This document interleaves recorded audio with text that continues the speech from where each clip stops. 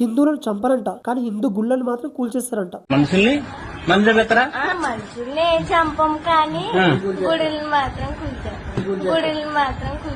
వినర్ గా ఏమంటుందో నాకు అర్థం కాదురా. మీ ధైర్యం ఏంటి అసలు? కెమెరా ముందరికి వచ్చి వీడియోలలో మేము డైరెక్ట్ హిందువులను చంపం గానీ హిందువుల యొక్క గుళ్ళను కూల్చేస్తామని ఇప్పటికైనా అర్థమైందా? సెక్యులర్ హిందువులకి సిగ్గు శరం లేదు అసలు. ఆమె ఓపెన్ గా చెప్పేస్తుంది. వీళ్ళే కాదు, చాలా మంది మొన్న రీసెంట్ గా శ్రీరామనవమి రోజే రాముని విగ్రహం మీద దండేస్తే ఆ పూల దండం తీసేస్తున్నారు. ఇక్కడ కాదు, ప్రతి దగ్గర అవమానం జరుగుతూనే ఉన్నది. మనం పోరాడుతూనే ఉన్నాం. న్యాయం చేస్తాం అంటారు కానీ చేయరు. నాకు అసలు నచ్చింది ఏంటంటే, నాకు ఏడ సాటిస్ఫైడ్ అయినా తెలుసా, నేను ఢిల్లీ ఉత్తమ్ నగర్ లో సాటిస్ఫైడ్ అయినారా నేను నిజంగా చెప్పాలంటే. అలా ఉండాలి హిందూస్. మన దగ్గరకు వస్తే భయపడేటట్లు ఉండాలి. అరే వీళ్ళ దగ్గరికి వెళ్తే చంపేస్తారా అనేటట్లు ఉండాలి భయం. అసలు నాకు అర్థం కాదు, అక్కడ ఉన్న సీఎం గాని వాళ్ళ వీడియోల ముందరికి వచ్చి ఇంత బాగా చెప్తున్నారు కదా, మరి పోలీసులు గాని సిస్టమ్ గాని ఎలాంటి యాక్షన్స్ తీసుకోరా? గుళ్ళ వల్ల మాక్సిమం ఇండియాలో గవర్నమెంట్ రన్ అవుతుంది టెంపుల్స్ వల్ల. అలాంటి టెంపుల్స్ ని మేము డిమాలిష్ చేస్తామంటే ఎవడు కుట్టడరా? ఆంధ్రలో అయింది, నేను తెలంగాణని. అర్థమవుతుందా? ఇదే తెలంగాణ జరిగితే ఏమైతుంది తెలుసా? ఇంట్లో పోయి కొడతారు. చాలా వీడియోలు చూడండి ఒకసారి మీరు.